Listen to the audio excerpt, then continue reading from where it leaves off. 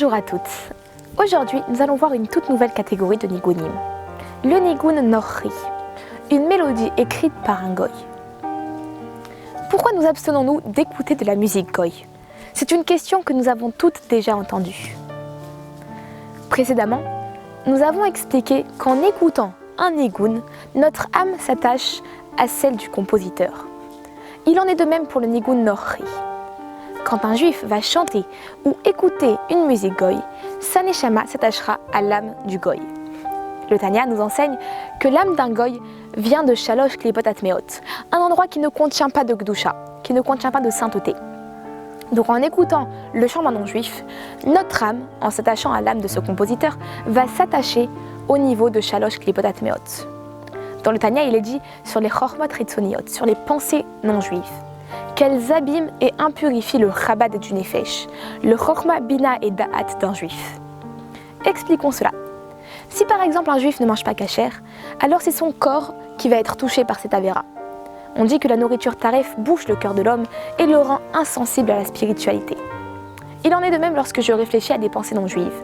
C'est mon Chabad, mon intellect qui est touché. Quand on parle du nigun, cela touche encore plus profondément. Le nigun touche le niveau de ta'anoug, le plaisir, qui est bien plus élevé que le niveau de Chabad de l'intellect, et qui se trouve dans Keter. Olam HaKeter est le monde qui se trouve au-dessus d'Atsilut. Pour plus d'explications à ce sujet, vous pouvez voir la vidéo du Nigun Arpa Bavot dans le lien qui est juste ici.